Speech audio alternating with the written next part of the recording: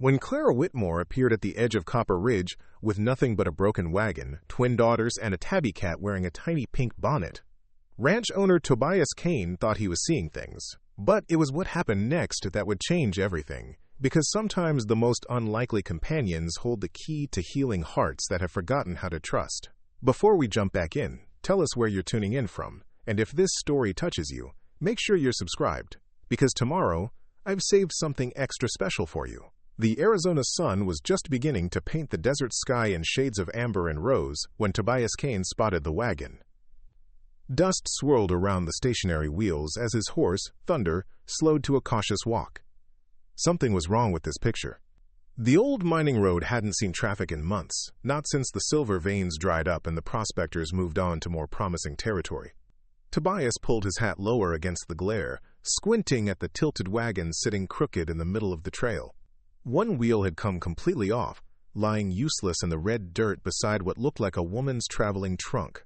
The canvas cover fluttered gently in the morning breeze, and he could hear something from inside, not quite crying, but soft, murmuring voices. "Easy there, Thunder," he whispered, dismounting slowly. His boots hit the ground with a soft thud, sending up small puffs of dust. At 38, Tobias had learned to approach the unexpected with caution. Life on the Copper Ridge Ranch had taught him that surprises were rarely pleasant ones. As he drew closer, the murmuring became clearer. Two young voices speaking in hushed tones, and beneath that, an odd sound he couldn't quite place. It was rhythmic, almost musical, like a tiny engine running on contentment. Tobias reached for the canvas flap at the back of the wagon, then hesitated. "Hello in there," he called softly. "Everything all right?" The voices inside went silent. Then a woman's voice, careful and measured. "We're fine, thank you. Just resting while we figure out the wheel situation." But Tobias could hear the tremor beneath her composed words. He'd heard that same tone before, people trying to sound stronger than they felt, braver than their circumstances allowed. "Mind if I take a look? Might be able to help." A long pause. Then, reluctantly, "All right." When Tobias pulled back the canvas, he found himself looking into three pairs of eyes that would be burned into his memory forever. Two little girls, maybe 5 years old, sat on either side of a young woman who couldn't have been much past 25. The girls were mirror images of each other. Honey-colored hair and matching braids, bright green eyes that watched him with the kind of wariness that broke his heart. But it wasn't the children that made him blink twice. It was the cat. Perched regally in the lap of the girl on the left was the most unusual sight Tobias had ever encountered. A plump tabby cat, orange and white stripes gleaming in the filtered sunlight, wearing what appeared to be a miniature pink bonnet tied carefully under her chin. The cat's golden eyes regarded Tobias with the dignified patience of royalty holding court, and from somewhere deep in her chest came that musical sound he'd heard. A purr so loud and contented it seemed to fill the entire wagon. "Well," Tobias said, removing his hat and running a hand through his dark hair, "I have to say, that's the finest dressed traveling companion I've ever had the pleasure of meeting." The girl holding the cat smiled for the first time, and it transformed her entire face. "This is Duchess," she said proudly. "She likes her bonnet because it keeps the sun out of her eyes."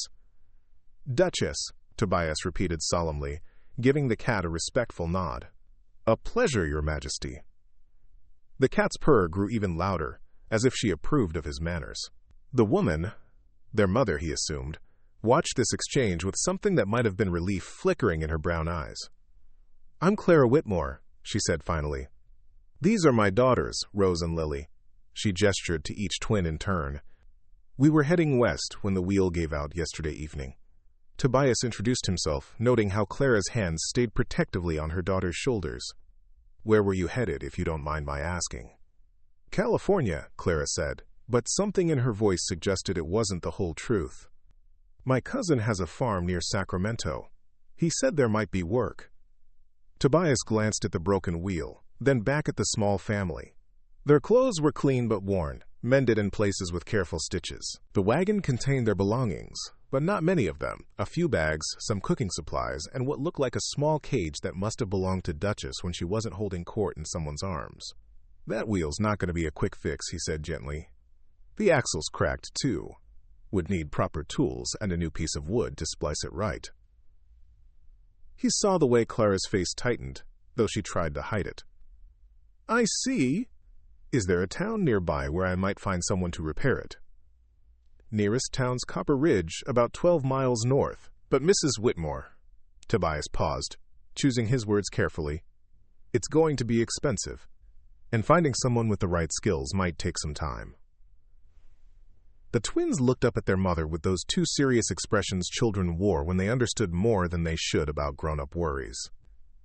Duchess, apparently sensing the tension, began purring even louder, kneading her tiny paws against Rose's dress. Preparing and narrating this story took us a lot of time, so if you are enjoying it, subscribe to our channel. It means a lot to us. Now back to the story. We'll manage, Clara said, but Tobias heard the uncertainty she was trying so hard to hide. He made a decision then, one that surprised him, as much as it would have surprised anyone who knew him. Tobias Kane had been living alone on his ranch for 3 years now, ever since his wife Mary had died in childbirth, along with the son they'd been expecting. He had grown comfortable with solitude, with the predictable rhythm of cattle and horses and hired hands who respected his need for quiet. But looking at this small family, at the way the twins leaned into their mother's strength, at Clara's determined chin raised against whatever circumstances had brought them to this dusty road, at the ridiculous cat who somehow made everything seem a little less desperate, something stirred in his chest that he'd thought was buried forever. My ranch is just over that ridge, he said, pointing toward the red rock formations to the west. Got a workshop with all the tools you'd need for that repair. Plenty of room for you and the girls to rest while we work on it. Suspicion crept into Clara's eyes. That's very kind, but we couldn't impose. I'm sure we can make other arrangements. Not much else out here but rattlesnakes and coyotes, Tobias said matter-of-factly. And something tells me Duchess there wouldn't appreciate either one.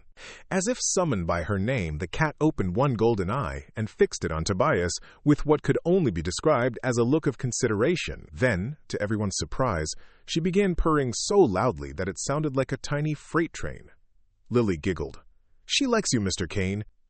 Duchess doesn't purr for just anyone. Is that so?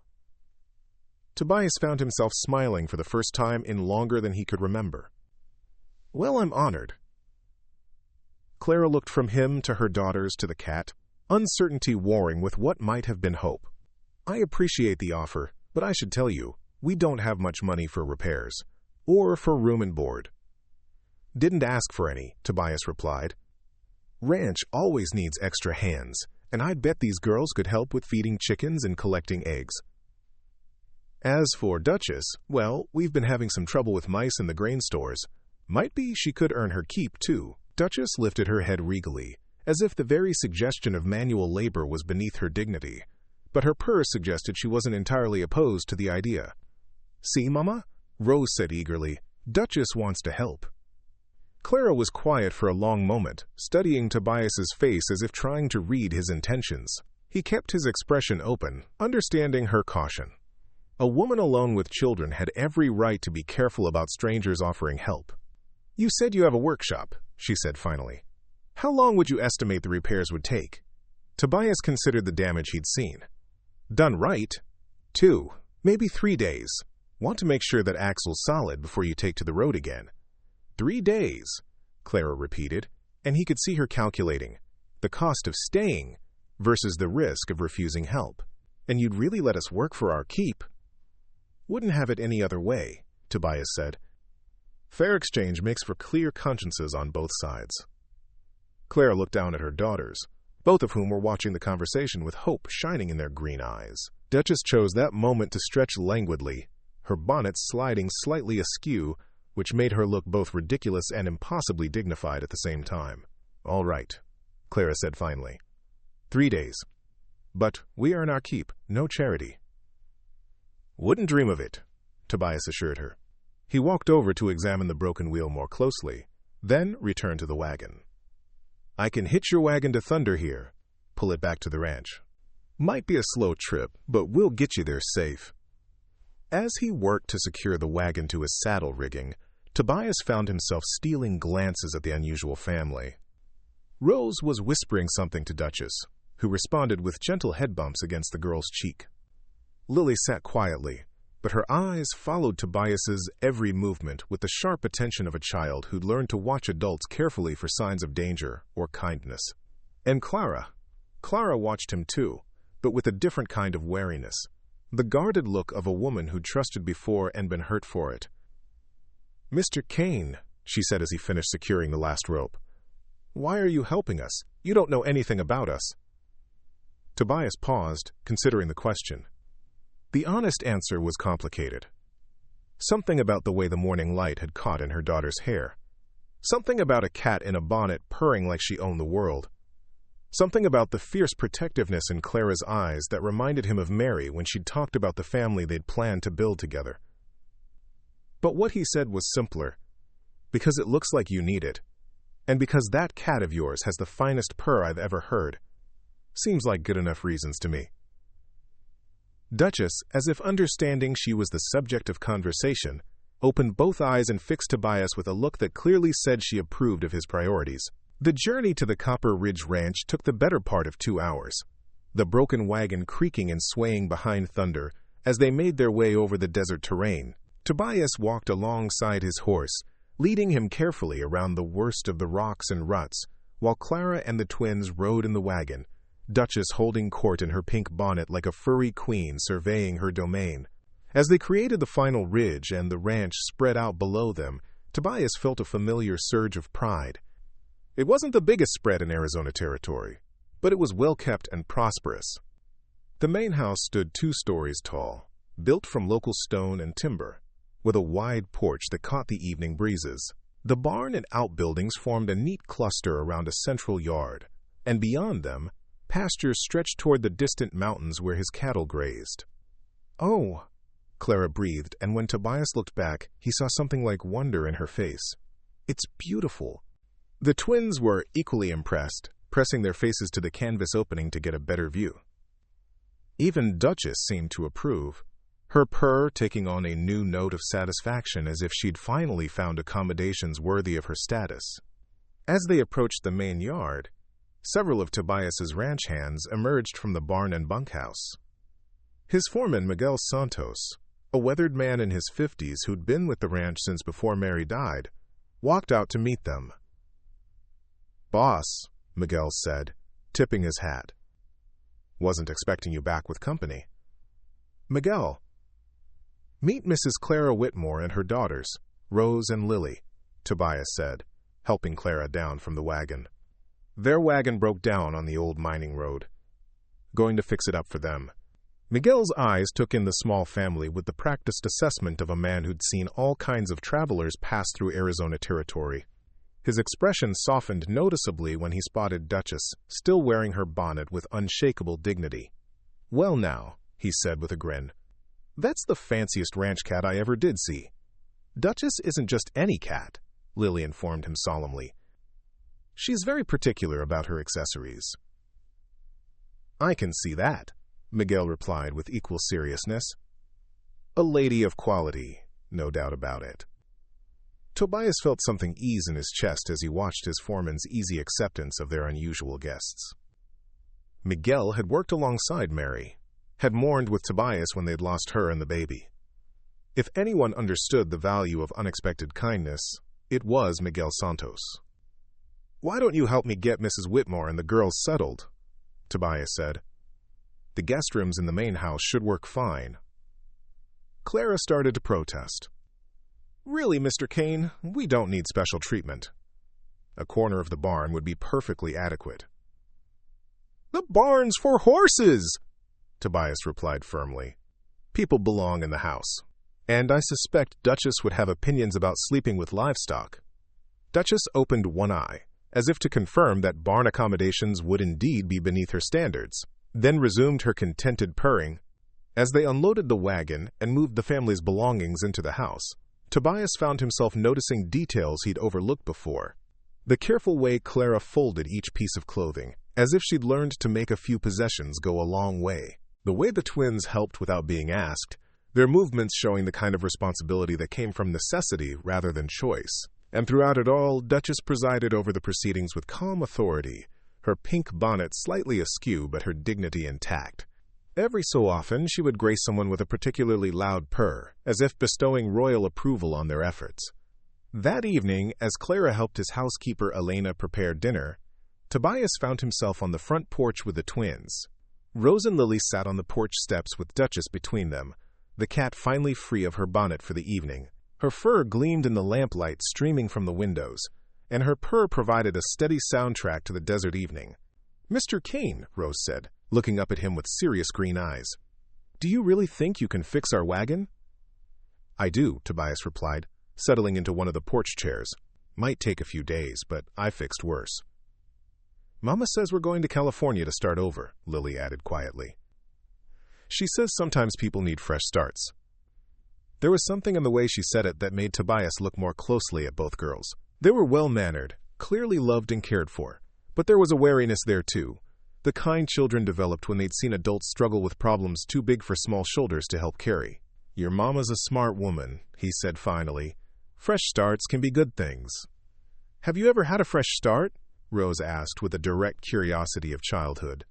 Tobias considered the question, thinking of Mary and the life they'd planned together, of the 3 years he'd spent learning to live alone, of the moment this morning when he'd looked into a broken wagon and seen something that made him want to try hoping again.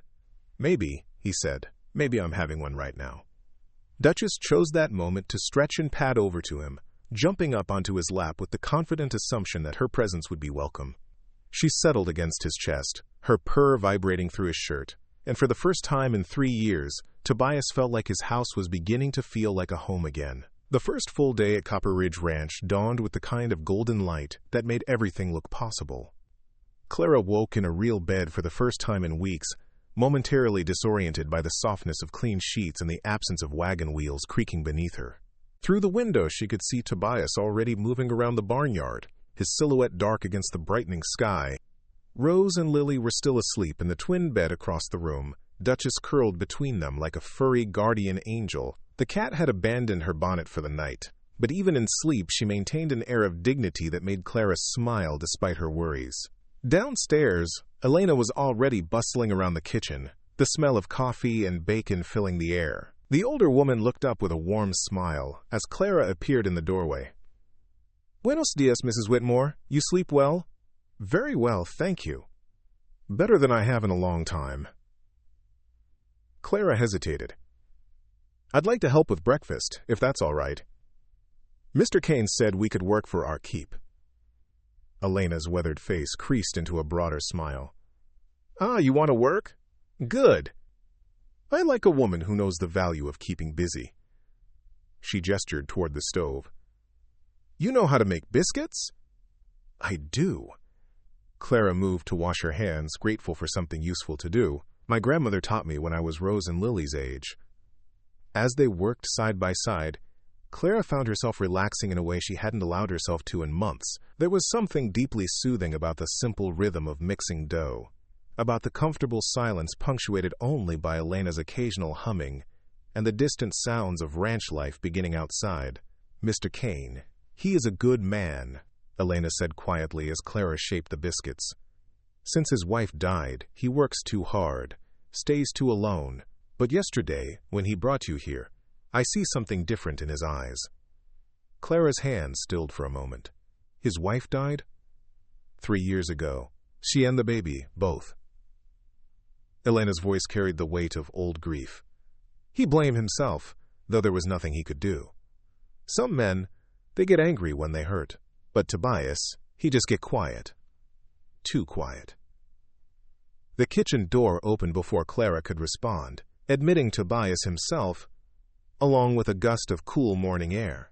He pulled off his hat, running a hand through his dark hair as he looked between the two women. "Morning, ladies. Something smells good enough to wake the dead." "Your new guest? She has good hands for biscuits," Elena announced with satisfaction. "Better than yours, I think." Tobias chuckled, and Clara was struck by how the sound transformed his entire face. "That's not saying much, Elena. You've been telling me for years that I couldn't bake my way out of a paper sack." "Because it's true," Elena replied without sympathy, but her eyes were fond. The sound of small feet on the stairs announced the arrival of Rose and Lily, both girls appearing in the kitchen doorway with sleep-tousled hair, and Duchess padding regally behind them. The cat had somehow managed to retrieve her pink bonnet, and was wearing it with her usual air of entitlement. "Good morning, everyone," Rose said politely, while Lily made a beeline for Duchess's food bowl, which Elena had thoughtfully prepared. "Good morning, girls," Tobias replied. "Sleep well?" "Yes, sir," they chorused, and Clara felt her heart squeeze at their automatic politeness. They'd learned early to be grateful for kindness, never to take it for granted. Breakfast was a revelation. Clara couldn't remember the last time she'd shared a meal around a proper table, with real china and enough food that no one had to worry about leaving enough for others. The twins chattered quietly to each other, their voices growing more animated as they described the view from their bedroom window. "There are so many cows," Lily marveled. "And horses, too. Do they all have names?" "Most of them," Tobias replied, cutting his biscuit with obvious appreciation. "The horses all do anyway. Cows are harder to keep track of when you've got a few hundred." "Could we see the horses today?" Rose asked hopefully, then quickly added, "If we're not in the way, I mean." "I think that could be arranged," Tobias said, glancing at Clara for permission. "After your mother and I take a look at that wagon wheel." Clara nodded, though something in her chest tightened at the reminder that this was temporary. 3 days, she'd said. Just 3 days to get the wagon fixed, and then they'd be back on the road to California, to her cousin's farm, and whatever uncertain future waited there. But as she watched her daughter's faces light up with excitement, as she felt the warm weight of Duchess purring in her lap, as she caught Tobias watching them all with something soft and wondering in his dark eyes, Clara couldn't help but wish those 3 days might stretch a little longer. After breakfast, Tobias led them out to the workshop, a large building that smelled of sawdust and leather and honest work. The broken wagon wheel lay on his workbench like a patient waiting for surgery, the cracked axle telling the story of too many miles on rough roads. "It's worse than I thought," Tobias said, after a thorough examination. "This axle's been patched before, probably more than once. The wood's just tired." Clara's heart sank. "How much worse?" "Gonna need a completely new axle, not just a patch. And I'd recommend replacing this wheel rim too while we're at it." He looked up at her. "I can do the work, but it's going to take longer than 3 days. Maybe a week if I do it right." A week? Clara's mind raced through calculations she'd made too many times before. Her small store of money would stretch to cover basic supplies, but not much more. And a week was a long time to impose on Tobias's hospitality, no matter how genuine his offer seemed. "Mrs. Whitmore," Tobias said gently, and she realized her worry must have shown on her face. "I meant what I said about working for your keep. Elena's been after me for months to find someone to help her with the preserving and canning.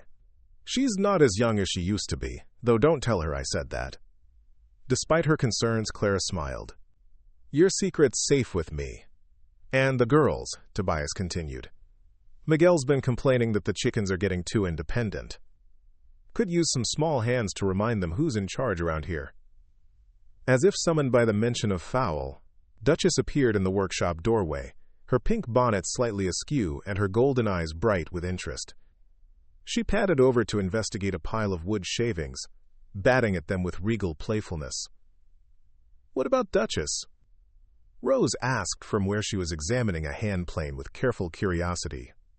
"What kind of work can she do?" Tobias crouched down to scratch behind the cat's ears, and Duchess responded with a purr that seemed to shake the rafters. "Well, I mentioned we've been having mouse trouble in the grain stores, but looking at this fine lady, I'm thinking she might be overqualified for basic pest control." Duchess fixed him with a look that clearly indicated she found his assessment accurate. "Maybe she could be a supervisor," Lily suggested seriously. "Make sure the barn cats are doing their jobs properly." "A management position," Tobias nodded with equal seriousness. "I like it." "Think you're up for the responsibility, Duchess?" The cat's purr grew louder, and she rubbed against his hand with obvious approval. Clara watched this exchange with a growing warmth in her chest. When was the last time someone had taken her daughter's suggestions seriously? When had anyone cared enough to include their beloved pet in the conversation as if her opinions actually mattered? "All right then," she said, making a decision that surprised her with its certainty. "A week it is. But I want to be clear about the work arrangement. We earn our keep, no charity." "Wouldn't have it any other way," Tobias assured her, rising to his feet. "Elena will be thrilled. She's been talking about putting up peach preserves for the winter, but it's too much for one person." The rest of the morning passed in a blur of activity. Clara found herself in the kitchen with Elena, learning the older woman's methods for preparing fruit and sterilizing jars. There was something deeply satisfying about the work, about the steady rhythm of washing and chopping and stirring that reminded her of helping her own grandmother years ago. Meanwhile, Rose and Lily were introduced to the chickens under Miguel's patient supervision. Clara could hear their delighted laughter through the kitchen window as they learned to scatter feed and collect eggs, their initial nervousness giving way to genuine excitement. "Your girls, they have good hearts," Elena observed, following Clara's gaze. "And gentle hands." "The chickens. They know.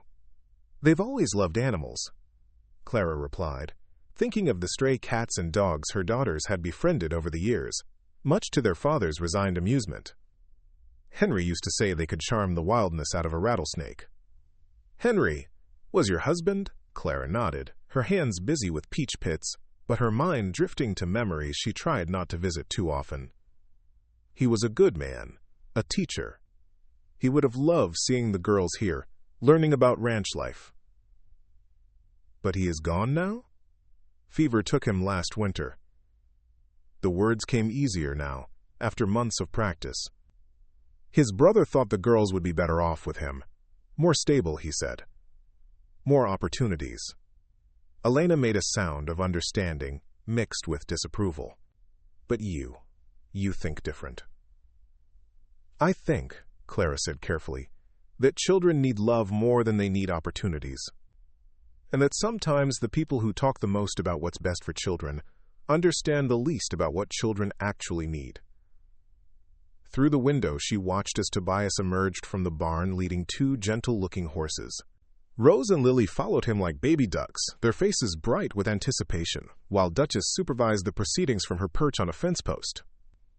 "Mr. Kane, he understands," Elena said quietly. "About children, about family. He and Mary, they want babies so much. When they lose little Javier and Mary both, I think maybe he forget how to hope for such things." Clara felt her throat tighten with unexpected emotion. It must have been terrible for him. "See, terrible, but maybe." Elena glanced out the window where Tobias was helping Rose onto one of the horses, his patience evident in every careful movement. "Maybe sometimes God brings people together when they both need healing." Before Clara could respond to that observation, the kitchen door burst open, and Lily rushed in, her face flushed with excitement. "Mama, Mama, you have to come see. Mr. Kane is teaching us to ride, and Duchess is watching everything like she's taking notes. And Miguel says she's the smartest barn cat he's ever seen, except she's not really a barn cat because she has her own bonnet." The words tumbled out in a breathless rush that made both Clara and Elena laugh. Clara wiped her hands on her apron and followed her daughter outside, drawn by the pure joy in Lily's voice. What she found in the corral took her breath away. Rose sat atop a placid brown mare, her small hands gripping the reins with careful concentration while Tobias walked alongside, one hand on the horse's bridle, and his voice offering gentle encouragement. Her daughter's face was transformed with wonder and pride, and Clara realized she was seeing something she'd feared might be lost forever. The simple happiness of a child discovering something new and magical. "Look, Mama," Rose called, waving with one hand while keeping the other firmly on the reins. "I'm really riding." "I can see that, sweetheart," Clara called back, her voice thick with emotion she hoped wasn't too obvious. "You look like a natural." Duchess, meanwhile, had positioned herself on the top rail of the fence like a furry sentinel, her pink bonnet perfectly straight, and her golden eyes following every movement in the corral. Occasionally she would emit a small meow, as if offering commentary on the proceedings. "She's quite the supervisor," Tobias said, helping Rose dismount and preparing to give Lily her turn. I think she approves of our teaching methods. Duchess approves of everything that involves proper attention being paid to her girls, Clara replied, then felt her cheeks warm as she realized how that sounded. As if they were all one family, as if Duchess had always been part of this place. But Tobias just smiled, the expression reaching his eyes in a way that made Clara's heart skip. Smart cat. Family should always come first. The afternoon melted away like honey and sunshine. Clara found herself moving between kitchen and corral, helping Elena with the preserving while keeping one eye on her daughter's riding lessons. The work was satisfying, in a way she'd almost forgotten was possible. Not the desperate scramble to survive that had defined their journey west, but the peaceful productivity of people working together toward common goals. As the sun began to sink toward the western mountains, painting the sky in shades of rose and gold, Tobias appeared in the kitchen doorway. Ladies, if you're done with your work for the day, I thought maybe you'd like to see the sunset from the ridge. It's something special up there. Clara looked to Elena, who shooed them away with flour-dusted hands. Go, go. Tomorrow we finish the peaches. Tonight you watch God paint the sky. The ridge turned out to be a gentle rise behind the main house, accessible by a winding path that led through stands of mesquite and palo verde. Rose and Lily scampered ahead with the boundless energy of children who'd spent the day in fresh air and sunshine, while Duchess rode in style in a small basket that Tobias had thoughtfully provided. Can't have royalty walking when there's transportation available, he'd explained seriously, settling the basket over his arm like he was escorting a duchess to a formal dinner. The view from the ridge was everything Tobias had promised and more. The entire valley spread out below them, the ranch buildings looking toy-like in the distance, while the desert stretched away in all directions, painted in impossible shades of purple and gold by the setting sun. Above them, the sky was a masterpiece of color that shifted and changed with each passing moment. Oh, Clara breathed, settling onto the blanket Tobias had brought. It's beautiful. Mama, look how tiny everything looks, Rose marveled, pointing down at the ranch. Like we're giants looking down at a little toy world. Or, like we're eagles, Lily added, spreading her arms and tilting her face to catch the last warm rays of sunlight. Duchess emerged from her basket with regal composure, surveying the view with the air of a queen reviewing her domain. Apparently satisfied with what she saw, she settled onto the blanket between the twins and began grooming her whiskers with characteristic thoroughness. This is where I come when I need to think, Tobias said quietly, settling beside Clara with careful distance between them. Helps put things in perspective. I can see why, Clara replied, watching as the colors in the sky deepened and shifted. It makes everything else seem very small, doesn't it? The worries do, Tobias agreed. But the important things, they seem bigger somehow. Clearer. They sat in comfortable silence as the sun sank lower, the twins' quiet chatter and Duchess's contented purring providing a gentle soundtrack to the evening. Clara found herself stealing glances at Tobias, noting the way the golden light softened the lines around his eyes, the peaceful expression that replaced his usual careful reserve. Mr. Kane, Rose said suddenly, do you ever get lonely living out here all by yourself? The question hung in the air like the last note of a song, and Clara felt her cheeks warm at her daughter's directness. But Tobias didn't seem offended, just thoughtful. Sometimes, he said honestly. But loneliness and being alone aren't always the same thing. Sometimes you can be surrounded by people and still feel lonely. And sometimes, he glanced at Clara and the girls, you can find yourself with the right company and realize you weren't really alone at all. Duchess chose that moment to pad over to him, settling in his lap with the assumption that her presence would be welcome. She began purring immediately, the sound warm and comforting in the gathering twilight. I think Duchess has decided you're acceptable company, Clara said softly, touched by the gentle way Tobias stroked the cat's fur. High praise coming from someone so discerning, Tobias replied, and Clara could hear the smile in his voice. As the last light faded from the sky and the first stars began to appear, they made their way back down the ridge toward the ranch. The twins walked between Clara and Tobias, chattering about everything they'd seen and done, their voices bright with the kind of happiness that came from feeling safe and cared for. Duchess rode in her basket like a queen returning from a royal progress, occasionally offering a small meow as if commenting on the evening's entertainment. Back at the house, Elena had left a light supper waiting for them, and they ate by lamplight while the twins told elaborate stories about their adventures with the chickens and horses. Clara found herself laughing more than she had in months, caught up in her daughter's enthusiasm and Tobias's patient attention to their every word. Later, after the girls were tucked into bed with Duchess curled between them, Clara found herself on the front porch with Tobias, the desert night cool and star-filled around them. "Thank you," she said simply. "For today. For all of this. The girls haven't been this happy since before Henry died." "They're good girls," Tobias replied. "Easy to make happy when all they really want is to feel safe and loved." Clara nodded, thinking of all the nights she'd lain awake worrying about whether she was doing right by her daughters, whether her desperate flight west had been the act of a protective mother, or a selfish woman afraid of losing the only family she had left. "Their uncle, Henry's brother," she said quietly. "He had good intentions. He really believed they'd be better off with him. More advantages, better schools, more opportunities. But he didn't know them. Not really. He saw two little girls who needed to be shaped into proper young ladies, not two unique people with their own thoughts and dreams and fears." Clara's voice grew stronger. "He wanted to send Duchess to a farm somewhere, said pets were a luxury they couldn't afford. As if she's not part of our family." Tobias was quiet for a moment. When he spoke, his voice was gentle but firm. "Family isn't about blood or money or opportunities. It's about the people who choose to love you, who see who you really are and think that's worth protecting." Clara felt tears prick her eyes at the simple truth of his words. "I hope I made the right choice, bringing them out here, running away like we did." "You weren't running away," Tobias said with surprising certainty. "You were running towards something. Toward the kind of life you wanted for them. That takes courage, not cowardice."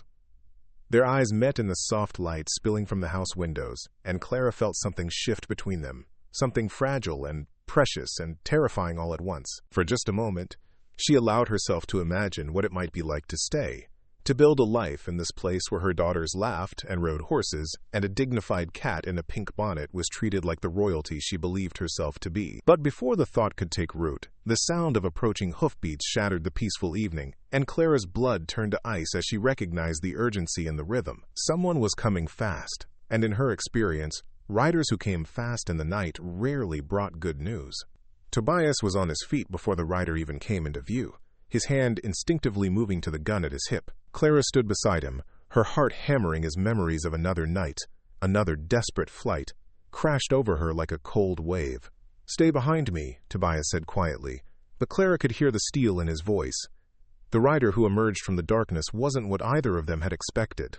Instead of the well-dressed pursuer Clara feared, a young man slumped over his horse's neck, barely managing to stay in the saddle. His clothes were torn and dusty, and even in the dim light from the porch, they could see dark stains that looked suspiciously like blood. "Help!" the stranger called weakly, swaying dangerously. "Please, I need help." Tobias was moving before the words were fully spoken, Clara close behind him. Together they caught the young man as he slid from his horse, his weight dead weight in their arms. "Get him inside," Tobias ordered. "Elena, we need water and bandages." The housekeeper appeared as if she'd been waiting for the call, taking one look at the injured stranger before bustling into efficient action. They managed to get him onto the kitchen table, where the lamplight revealed the full extent of his condition. He was younger than Clara had first thought, maybe 22 or 23, with sandy hair and a face that would have been pleasant if it weren't currently gray with pain and exhaustion. His shirt was torn across one shoulder, revealing a nasty gash that had been bleeding steadily. "What happened to you, son?" Tobias asked gently, beginning to clean the wound while Elena gathered supplies. "Bandits," the young man gasped. "3 of them. Jumped me about 10 miles south of here. Took everything except my horse, and she's about done in." Clara felt her blood chill. "Bandits? In this area?" "Been hitting travelers on the mining roads," the stranger continued, wincing as Tobias worked. "Sheriff in Copper Ridge is trying to track them down, but they keep moving, hitting different spots." Tobias and Elena exchanged grim looks. "You're lucky to be alive," Elena said bluntly. "These bandits, they usually don't leave witnesses." "Only reason I got away was because my horse is faster than theirs," the young man replied. "But I think I lost a lot of blood on the ride here. Everything started going gray about a mile back." As they worked to clean and bandage his wound, the young man introduced himself as Danny Morrison, a traveling preacher who'd been making his circuit through the mining camps. He was on his way to California when the bandits struck, taking his small savings and his Bible, along with everything else he owned. "I hate to impose further," Danny said as Elena finished wrapping his shoulder, "but I don't think I can make it to town tonight. My horse needs rest, and I'm not much better." "You're not going anywhere tonight," Tobias said firmly. "Miguel can take care of your horse, and we'll set you up in the bunkhouse. In the morning, we'll see about getting you properly outfitted for the rest of your journey." Clara watched this exchange with a growing knot in her stomach. Bandits on the roads meant danger for any travelers, but especially for a woman alone with 2 small children. Even with the wagon repaired, continuing west suddenly seemed far more perilous than it had that morning. As if reading her thoughts, Tobias caught her eye. "We'll talk about travel plans tomorrow," he said quietly. "No sense making decisions when we don't have all the facts." But Clara's mind was already racing ahead, calculating routes and risks, weighing the danger of staying against the danger of leaving.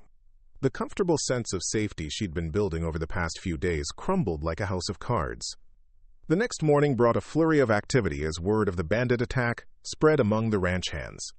Miguel posted extra guards around the property, and Tobias sent 2 of his most trusted men to town to get the latest information from the sheriff. Clara found herself hovering near the twins, who seemed blissfully unaware of the tension that had settled over the adults. They were more interested in Danny Morrison, who, despite his injury, had managed to charm them with stories of his travels and a seemingly endless supply of simple magic tricks that made coins disappear and reappear. "Watch this," he said, settling Duchess on his lap while Rose and Lily gathered close. With his good arm, he produced a silk handkerchief from thin air, earning delighted gasps from the girls and a skeptical look from Duchess, who clearly suspected trickery, but was too polite to object. "How did you do that?" Rose demanded, while Lily reached out to touch the silk as if to verify its reality. "A magician never reveals his secrets," Danny replied with a grin, then winced slightly as the movement pulled at his bandaged shoulder. "But I might be persuaded to teach you a trick or two, if your mother doesn't mind." Clara managed to smile despite her worry. "I think they'd like that very much." It was nearly noon when Tobias's men returned from town with news that made everyone's blood run cold. The bandits had struck again, just that morning, hitting a family traveling the northern route toward California. This time, there had been no survivors. "Sheriff's organizing a posse," one of the men reported grimly. "But these bastards are smart. They hit fast and disappear into the desert like smoke." Clara felt the last of her composure crack. She excused herself and walked quickly toward the barn, needing space to think, to plan, to figure out how to keep her daughters safe in a world that seemed determined to tear families apart. She found Tobias in the workshop, ostensibly working on her wagon wheel but clearly distracted. He looked up as she entered, and she saw her own worry reflected in his dark eyes. "The wagon," she began without preamble. "How much longer before it's ready?"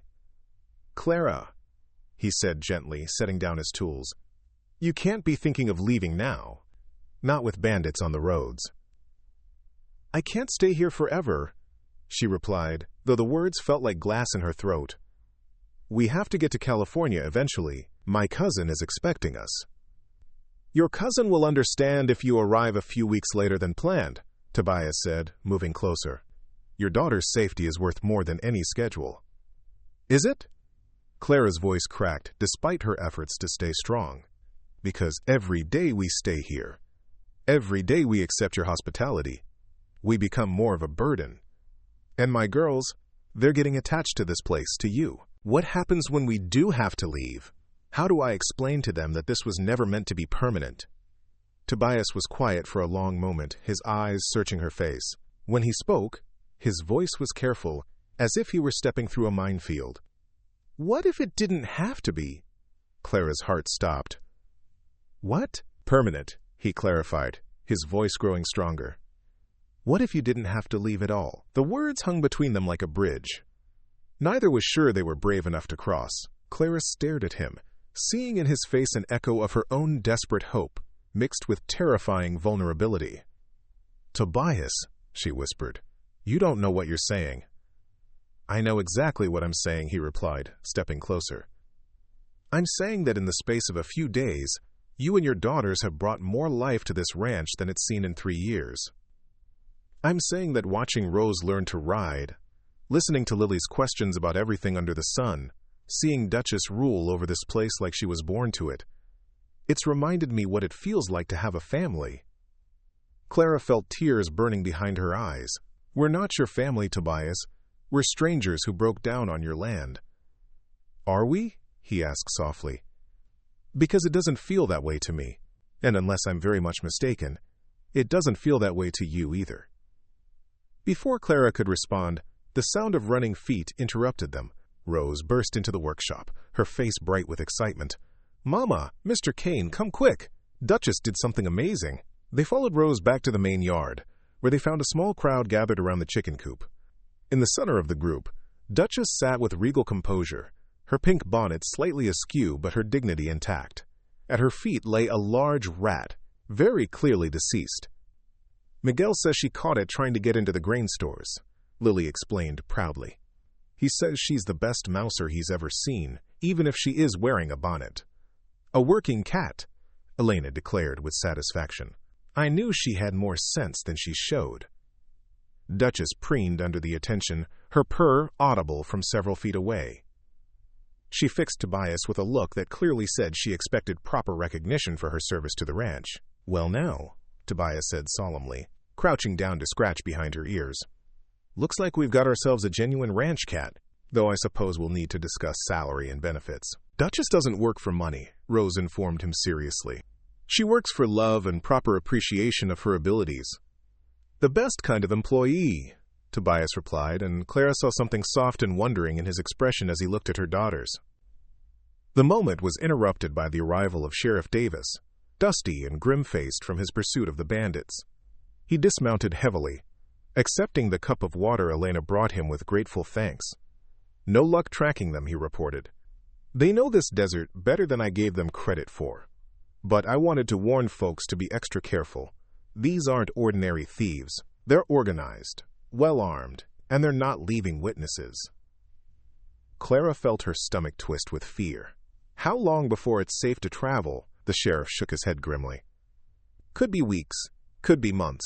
They'll keep hitting until we catch them or they move on to richer hunting grounds."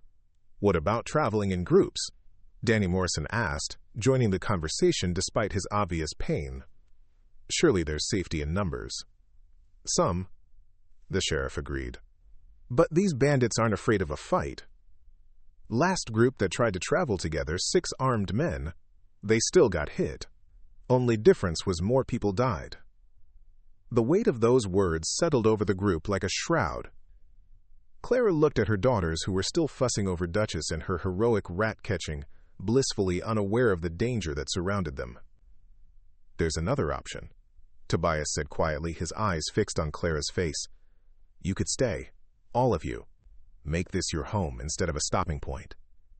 The sheriff raised an eyebrow at this unexpected development, while Elena smiled knowingly. Danny Morrison looked between Tobias and Clara with the interested expression of a man who recognized a romance brewing. "Mr. Kane," Clara began. But Tobias held up a hand. "Hear me out," he said. "Not just because of the bandits, though that's part of it. Stay because this place needs you. Because Elena could use the help. Because the ranch runs smoother, with your touch on it. Stay because your daughters are happy here. Because they're learning and growing and becoming the people they were meant to be." He paused, his voice dropping to something almost intimate despite their audience. "Stay because I haven't felt this alive in 3 years. And I think maybe you haven't either." Clara felt the eyes of everyone present on her, but all she could see was Tobias, his heart laid bare in his expression.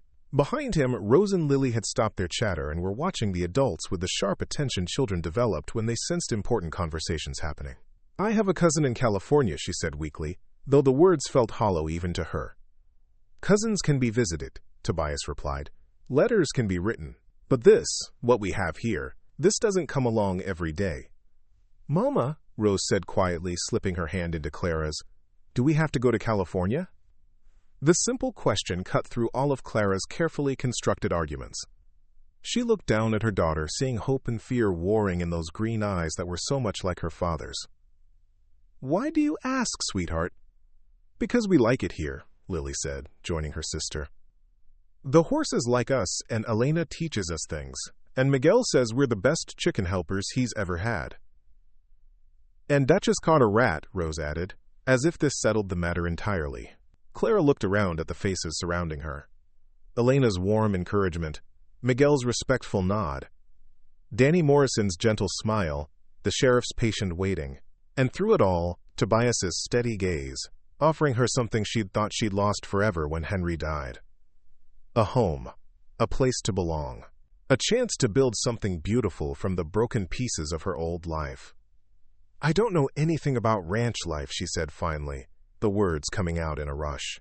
I'm a teacher's wife from Chicago. I can cook and sew and tend a garden, but I don't know the first thing about cattle or horses or desert survival. You can learn, Tobias said simply. Elena learned. I learned. Every one of us learned. And you've got something more important than knowledge. Which is? Heart, he said, his eyes never leaving hers. The kind of heart that puts family first, that sees what people need and finds a way to provide it. The kind of heart that raises daughters who treat a cat like royalty and charm grown men into teaching them magic tricks. Duchess chose that moment to pad over to Clara, winding around her legs with a purr that seemed to vibrate through the ground itself. The cat looked up at her with golden eyes that held an unmistakable message. She had already made her choice about where she belonged. If I stayed, Clara said carefully, it would have to be as an equal partner, not charity. I won't be a burden on anyone. You could never be a burden, Tobias said fiercely. And equal partners is exactly what I had in mind. The implications of those words settled between them like a promise, fragile and precious, and terrifying in its possibility. Clara felt her heart hammering against her ribs as she realized that this moment, this choice, would determine the shape of her daughter's entire future. She looked at Rose and Lily, seeing in their faces the kind of hope she'd been afraid to feel herself. Then she looked at Tobias, this good man who'd opened his home and his heart to strangers, who treated her daughters like they mattered, who saw something worth fighting for in a woman with a broken wagon and too much pride. All right, she said, the words barely above a whisper. All right, we'll stay. The cheer that went up from the assembled group startled the chickens and made Duchess flick her ears in annoyance at the undignified noise, but Clara barely heard any of it over the sound of her own heart, finally daring to hope again. The weeks that followed Clara's decision to stay transformed the Copper Ridge Ranch in ways no one could have anticipated. What had begun as a temporary shelter for a stranded family evolved into something that felt like destiny unfolding one day at a time. Clara threw herself into ranch life with the determination of a woman who had found her place in the world and intended to prove herself worthy of it. She worked alongside Elena in the kitchen, learning to cook for hungry ranch hands and preserve food for the harsh Arizona winters. Her hands, once soft from a life of teaching piano and managing a professor's household, grew strong and capable from kneading bread and stirring large pots of stew. Rose and Lily flourished like desert flowers after rain. Under Miguel's patient guidance, they became expert egg collectors and chicken whisperers, able to coax even the most stubborn hens from their nesting boxes. Tobias taught them to ride with a skill that amazed everyone, and soon they were helping with simple ranch duties, their small hands surprisingly useful for tasks that required gentleness and precision. But it was Duchess who truly came into her own during those first weeks. The cat embraced her role as chief mouser with the enthusiasm of someone finally given work worthy of her talents. She patrolled the grain stores with regal authority, her pink bonnet a beacon of dignity as she stalked through the barn. The ranch hands began leaving small offerings at her favorite perches, treats and scratches behind the ears that she accepted as her rightful due. That cat's got more personality than half the people I know, Danny Morrison observed one morning as he prepared to continue his journey to California. His shoulder had healed well under Elena's care, and he was eager to resume his circuit of mining camps in small towns.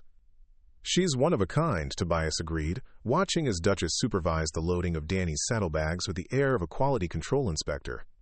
Though I think she'd be offended if she heard you comparing her to ordinary people. Danny laughed, then grew more serious as he looked around the bustling ranch yard. You've got something special here, Tobias. Don't let it slip away. Don't intend to, Tobias replied, his eyes finding Clara as she emerged from the house with a packed lunch for Danny's journey. The sight of her, hair braided back and sleeves rolled up from morning work, still took his breath away, even after weeks of seeing her every day. As Danny rode off toward the distant mountains, Clara found herself standing beside Tobias, watching until the young preacher disappeared into the heat shimmer of the desert. There was something bittersweet about the moment, a reminder of the journey west that she had abandoned for this new life. Any regrets? Tobias asked quietly, as if reading her thoughts. Clara considered the question seriously.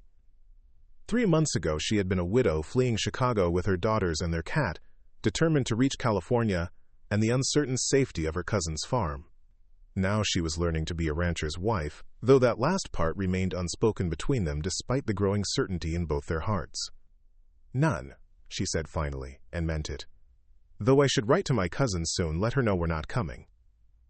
We could visit, Tobias suggested. Next spring, when the weather's good and the roads are safer. Make it a family trip. The casual way he said family made Clara's heart skip, but before she could respond, a commotion erupted from the direction of the chicken coop. Rose's voice rose above the general cacophony of agitated poultry. Mama, come quick! Something's wrong with Henrietta! They rushed toward the coop to find Rose kneeling beside one of the hens, who was lying on her side, breathing heavily. Lily stood nearby, wringing her hands with worry, while Duchess sat at a respectful distance, her bonnet slightly askew but her expression concerned. She was fine this morning, Rose said, tears threatening in her voice. But when we came to collect eggs, she was like this. Miguel appeared from the barn, took one look at the hen, and shook his head grimly. Snake bite, I think. See the swelling on her leg? Probably a rattler got into the coop during the night. Can we help her? Lily asked, kneeling beside her sister. The twins had names for all the chickens, and treated them more like pets than livestock. Miguel's expression was kind but realistic. Probably not, little ones. Snake bite's usually too much for a chicken to fight off. Clara watched her daughters' faces crumple with grief, and felt her own heart break for them. They had already lost so much in their young lives. Losing a beloved chicken might seem small to adults, but she knew it would feel enormous to girls who had learned to love carefully because everything they cared about seemed to get taken away. Wait, Tobias said suddenly, crouching down beside the hen. Let me take a closer look. He examined the bird with gentle hands, his expression thoughtful. After a moment, he looked up at the twins with something that might have been hope. The swelling's not as bad as I first thought, he said carefully. And she's still alert, still breathing steady. Sometimes, if you catch it early enough, and if the snake wasn't full grown, a chicken can pull through. Really? Rose asked, wiping her eyes with the back of her hand. Really? Tobias confirmed. But it's going to take special care, round-the-clock nursing, medicine, and a lot of hope. We can do that, Lily said immediately. We can take turns watching her, and we'll give her all the medicine she needs. And we'll hope really, really hard, Rose added, with the fierce determination of a child who had decided that this time, something she loved was not going to be taken away. What followed was 3 days of the most intensive chicken nursing Clara had ever witnessed. The twins took shifts sitting beside Henrietta's makeshift sickbed in the barn, talking to her in soothing voices and carefully administering the herbal remedies Elena prepared. They fed her water drop by drop and offered her favorite treats, coaxing her to eat with the patience of experienced caregivers. Duchess appointed herself head nurse, maintaining a constant vigil from a nearby perch where she could supervise the proceedings while still maintaining her dignity. Her purr provided a constant soundtrack to the sick room, a sound that seemed to comfort both the patient and her human caretakers. Tobias and Clara took turns checking on the operation, marveling at their daughter's dedication and gentle skill. There was something deeply moving about watching Rose and Lily pour all their love and hope into saving one small life, something that spoke to the kind of people they were becoming. On the third night, Clara found Tobias in the barn well after midnight, sitting beside the girls who had fallen asleep next to Henrietta's box. The hen was sitting up for the first time since the snake bite, pecking weakly at some scattered grain. "I think she's going to make it," Tobias whispered, careful not to wake the sleeping twins. "Thanks to them," Clara replied softly, her heart full as she watched her daughter sleep with the peace of those who had fought a good fight and won. "They're remarkable girls," Tobias said, his voice warm with affection. "You've raised them to have such generous hearts." "They get that from their father," Clara replied automatically, then felt her cheeks warm as she realized what she'd revealed. She rarely spoke of Henry anymore, the grief having softened into a gentle ache, rather than the sharp pain it had once been. "Tell me about him," Tobias said gently. "About Henry." Clara settled beside him on a hay bale, grateful for the darkness that made confession easier. "He was the kindest man I ever knew. Patient and funny and completely devoted to his students. He saw potential in everyone, even the troublemakers that other teachers had given up on." She paused, watching Duchess groom herself with careful precision in the lamplight. "He would have loved this place, loved seeing the girls learn to ride and take care of animals. He always said that real education happened outside the classroom as much as in it." "He sounds like a good man," Tobias said without a trace of jealousy. "The girls are lucky to have had him as a father, even for the short time they did." "And now they have you," Clara said softly, the words slipping out before she could stop them. Tobias went very still beside her. "Clara, I know we haven't talked about it," she continued, her heart hammering but her voice steady. "About what this is, what we're becoming. But I see how you are with them, how they look at you, and I think Henry would approve." "And what about you?" Tobias asked, his voice rough with emotion. "What do you think?" Clara turned to face him in the lamplight, seeing in his eyes the same hope and fear that filled her own heart. "I think," she said carefully, "that sometimes life gives you a second chance when you least expect it, and that it would be foolish to waste such a gift." The space between them seemed to crackle with possibility. Slowly, carefully, Tobias reached for her hand, his calloused fingers intertwining with hers.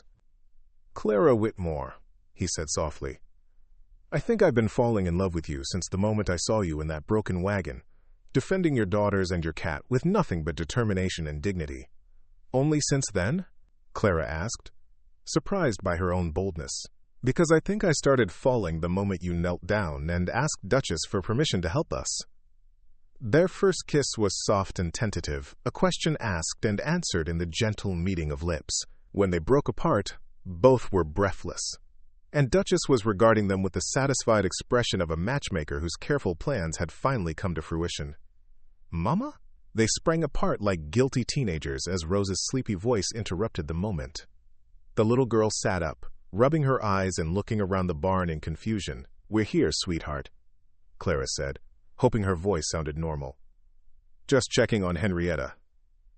"She's better," Rose announced with satisfaction, pointing to where the hen was now standing and moving around her box with something approaching her normal energy. "Duchess said she would be." "Duchess said?" Tobias asked, amused. "She told us with her purr," Lily explained, sitting up and stretching. "When someone's going to get better, Duchess purrs in a special way. It's different from her regular purr." Clara and Tobias exchanged glances over the twins' heads, both thinking the same thing. These girls had developed an extraordinary bond with their unusual cat, one that seemed to border on the mystical. "Well then," Tobias said seriously, "I guess we should trust Duchess's medical opinion. She's been right about everything else so far." The next morning brought celebration as Henrietta made a full recovery, strutting around the chicken yard with her usual authority as if nothing had happened. The twins were beside themselves with joy, and even the other chickens seemed to welcome their leader back with enthusiastic clucking. But the real celebration came 3 days later, when Sheriff Davis arrived with news that the bandit gang had finally been captured. A posse from 3 counties had cornered them in a box canyon 50 miles south, ending their reign of terror on the desert roads. "Roads should be safe now," the sheriff announced, accepting Elena's offer of coffee and fresh biscuits.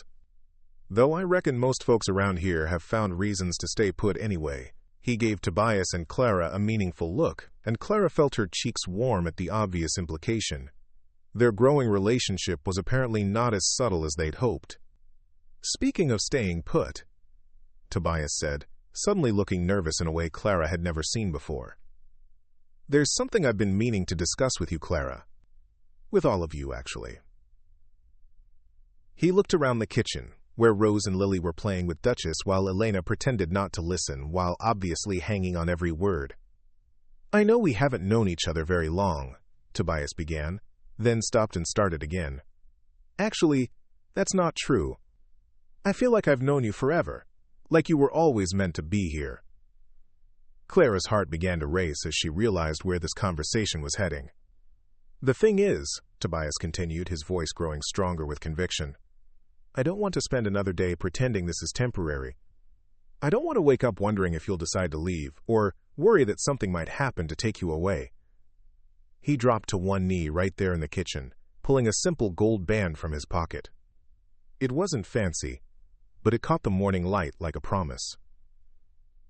"Clara Whitmore, will you marry me? Will you let me be a father to Rose and Lily, and a proper husband to you? Will you make this house a home and help me build the kind of family we've all been dreaming of?"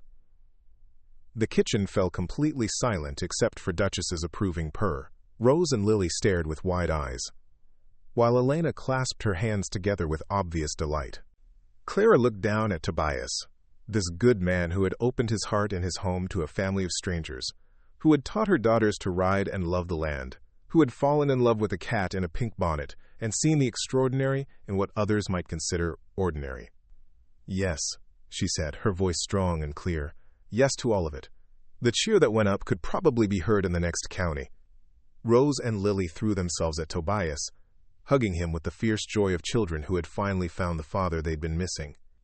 Elena wiped happy tears from her eyes, and even Sheriff Davis smiled broadly at the scene. But it was Duchess who provided the perfect finishing touch. The cat padded over to where Tobias was trying to slip the ring onto Clara's finger while being enthusiastically hugged by twin girls, and began purring so loudly that it seemed to shake the very foundations of the house. "I think that's her approval," Clara laughed, extending her hand to admire the simple band that somehow looked exactly right on her finger. "Duchess always knows best," Rose declared with absolute certainty. And as Clara looked around at this kitchen full of love and laughter, at her daughter's shining faces and her husband-to-be's tender smile, at a dignified cat who had somehow orchestrated the most important decision of their lives, she realized that some broken wagons led to exactly where you were meant to be all along. The wedding was set for the following month, just as the desert began to show the first hints of autumn's arrival. But in all the important ways, Clara knew, they had already become a family the moment a cat in a pink bonnet had purred her approval of a cowboy's generous heart. Up next, you've got 2 more standout stories right on your screen. If this one hit the mark, you won't want to pass these up. Just click and check them out. And don't forget to subscribe and turn on the notification bell so you don't miss any upload from us.